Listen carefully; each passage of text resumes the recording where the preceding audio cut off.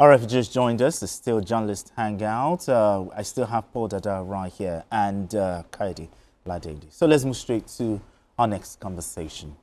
When our courts decide matters, such decisions must be seen executed. To this end, the Minister of Housing and Urban Development, Ahmed Dangiwa, alongside the Chairman of the Economic and Financial Crimes Commission, EFCC, Ola Olukoyede, inspected the 753 duplex estates recovered and confiscated from a former governor of the Central Bank of Nigeria, CBN, Godwin Emefiele.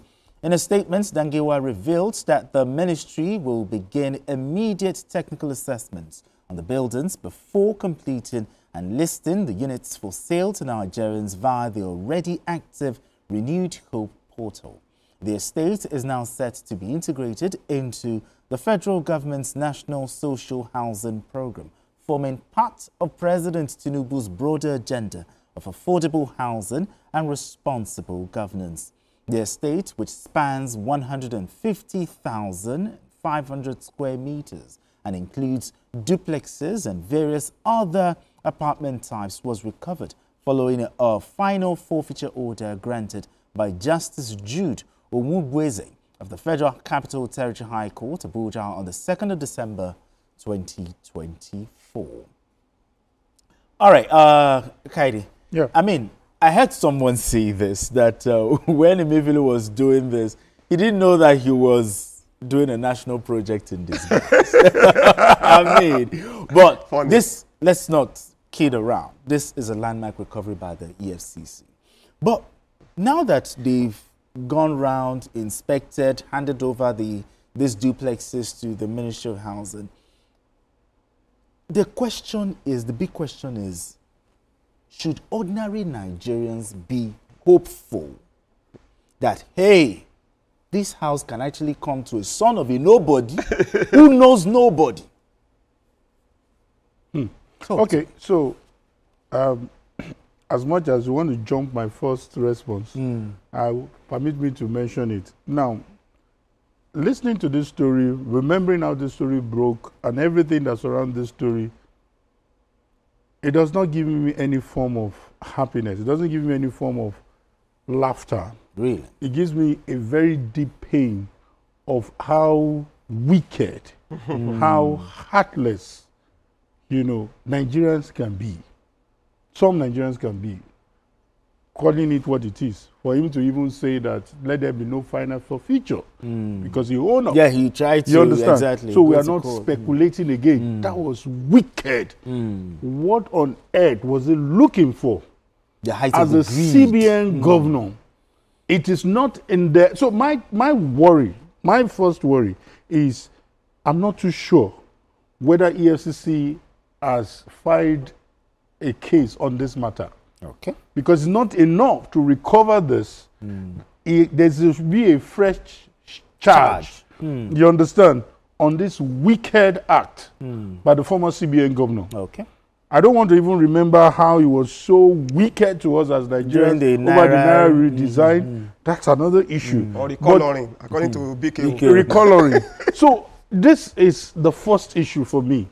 Because somebody can try this tomorrow and say, after all, the best they can do is to recover and give it back to Nigeria. That person needs to be punished. Let him tell us what law protected him to build this number of houses for who, in whose name, in what money, where did you get the money? Those questions need to be answered. Then to the second issue, and that is for government, because sometimes when we remember loot being recovered, our first worry is let it not be relooted. Okay. Do you understand? So, and one of the ways we can avoid this is what the Minister of Housing has mentioned. Let the portal be transparent. Let people have it at a much cheaper and affordable, amount. And this should be made easy for people, because it's only here in Nigeria that you will see people have a full money and buy a house. Things don't happen that way. This thing should be on mortgage. People should work. Mortgage payment plans. Do you get the point? This is where you will see people carry full money and buy car. All these things should be things that should be taken from your, your sweat and your earnings and your salaries. If you have such amount to be buying such houses, you're a suspect in the first place. Do you understand? Yeah, so absolutely. make it people friendly. Make it. No, I know some people don't have the dream of living in a duplex, but for someone, especially civil servant and some other people who have served the nation, they should be given this privilege. I think there should be a kind of caveat that will not allow some high-earning people to have access to this place. All right, we'll still go there, but majority of Nigerians right now are struggling when it comes to housing. But the point is, Kaide mentioned mortgage payment plans. How affordable will it be for ordinary Nigerians? Okay, that's a very good question. You know what came to my mind? I saw a report saying that, okay, this Emefiele's duplex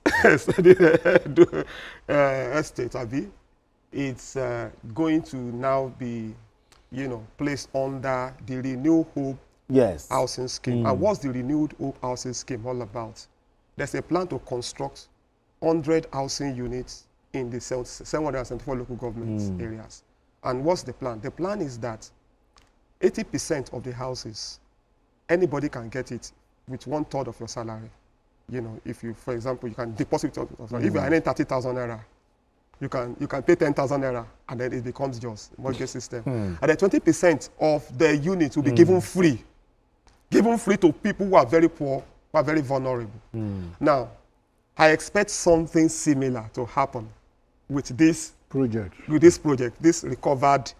If at all it's going to be part of the Renewed Hope housing scheme, then I do not see why it should be different. People should be able to pay. Probably some middle-level civil servants able to pay, and then you spread the payments. That's what they do in other places. And also journalists as well. Journalists as well. Anybody that has a verifiable means of income and all of that should be able to pay, and pay in bits. So that you can become a householder. Okay, but Kaide, I love one point you mentioned, and I want us to bite a little more, on it. How do we insulate high-class citizens? Because somebody can buy from taking advantage of this beautiful I think project. Government should be very deliberate, and when I mean government, I don't like putting name to government. Government is continuum. There should be a policy drive. There should be a standard way of how things should be done. I can't remember, like I always say, people attaching this thing to this president, in other climes. Let there be a policy that is friendly to the middle class, to the other people. Exactly. Do you understand? That is what is ideal. Good. Duplex is not even naturally good for the old people. Okay, you because understand climbing the issue stairs of climbing and stuff like that. But at least the middle class, the people who are struggling, who are trying to be, who don't have to japa. I don't know whether you understand. Yeah. Not everybody will japa now. Exactly. So make this place. I listened to senators who were comparing what Abuja looks like now, that you can compete with Johannesburg, you can compete with some big cities in Africa. That's not exaggeration. Do you understand? Exactly. So the housing there too should be able to compete with some of these big cities in Africa. Now, so please make it affordable for the middle class. It's not just about policy. It's not just about talking. Now I need you to recommend, okay, what if you're seated with the Minister of Housing right now? How, on that question, how to insulate this thing from high-class citizens, from taking advantage of it for the benefit of ordinary Nigerians. You have mentioned one of them. Do a verification of your source of income. Let us know how visible and how affordable you can pay this mortgage to start with. Number two, one of the things you can also do, for example, I live in a place where the developer mentioned that the people he wants to sell houses to, he defined them. I want upward mobile young couple, and that's virtually everybody that bought the house. Do you understand? So it is about setting the goals. This person refused to sell to people who can buy higher. Do you understand? So if an individual can have a goal, has a dream, in other words, it's not just driven by the money, it's driven by, these are the people I want to encourage. And many of us did it on mortgage, and virtually everybody has finished paying. Exactly. So this is to say that it is about being intentional. I may not spell out all the number 1 to number 10. Yes, but experts know what I'm talking about. Absolutely, I you understand. You. Give them the right. Just for example, now the NEL fund is restricted. They didn't give it to people in private universities, even though they said in 3 years that they might consider them. So bring all those bottlenecks for those people, the money bags, who can just buy 10 units, buy 20 units, and begin to resell it at an exorbitant rate. So this is very possible. Make it clear. In fact, Nigerians will be the one watching the kind of people that are buying these houses. Now, Paul, trust has to be built. I mean, transparency. We need a situation where this matter is corruption-proof.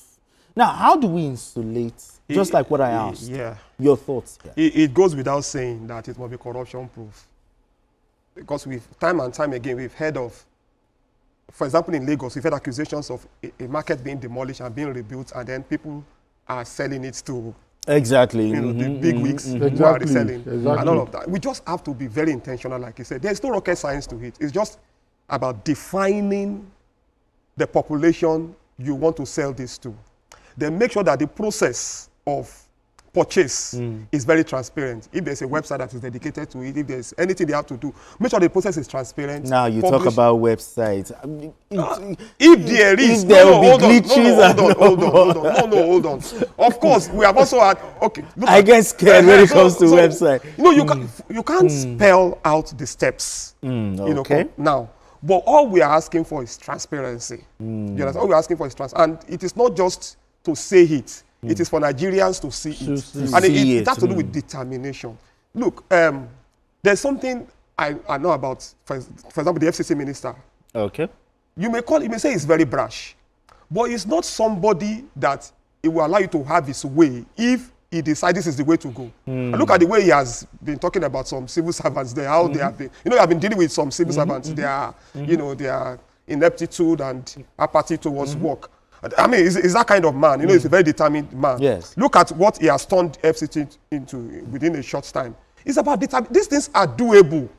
Look at Oshodi, for example. That Oshodi, when Fashola pulled down all those shanties and all of that, I remember I was passing by one day. One of the owners of the legal stores at the store said, Fashoro, Fashoro. You know what Fashoro means? That is not Fashola. Fashoro is what is inflicting pain on us. But that pain at was the end of the day. Everybody look at the way Oshodi is now. You look at the way Oshodi is now. In those days, to drive from maybe Kappa to maybe Ladipo could take you probably 5 hours. I mean, that's short distance. Imagine. Not just the traffic, even the robbery. Yes, all of that. So it's all about determination. There's nothing that cannot be done for a man, for people who are determined. And who are determined to see what they have set out to do. They're determined to see it through. It's all about what? Transparency. It's all about determination. It's all about sincerity. Sincerity also matters. It's not just for you to come and say, yes, we want to do this. You must be very sincere. You must be very intentional. That's it. That's all we need. And it will be done. Political will, transparency, sincerity, intention. Okay, I appreciate it. And also, it should be time-bound. It should, time-bound. Yes, they've told us they want to do the technical of this thing. We are staying on it. Give us a timeline on when these things will be ready, because Nigerians want to know when they can try their luck and see whether they can also buy these houses. We are not just going to make it a news item. I mean, it's not a bad thing if, you know, we at the stable, you know, have, you know, one. It's not a bad thing. Grega wants to buy one of those. It's not a bad thing. You want to leave it up with that? A son of a nobody gets to have, you know, it's not a bad thing. But all right, gentlemen, let's move straight to our final conversation. Now, there's still much ado about the controversy surrounding the conduct of the 2025 Unified Tertiary Matriculation Examination, UTME.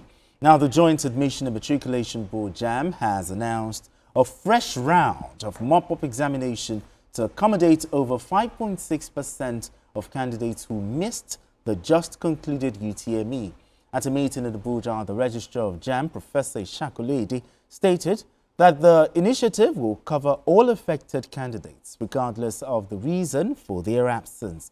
Professor Oluide, who addressed growing criticism and conspiracy theories about the examination process, rejected claims of ethnic bias or administrative incompetence. Now let's share the story by TVC News' Miriam Mohammed with you.